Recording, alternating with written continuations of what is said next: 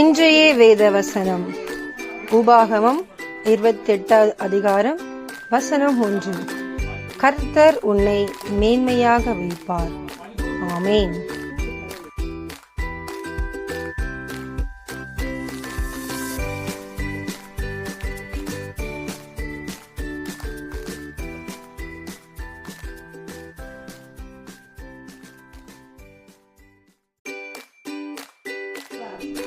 இன்றைய வேத வசனம் உபாகமம் 28 அதிகாரம் வசனம் 1.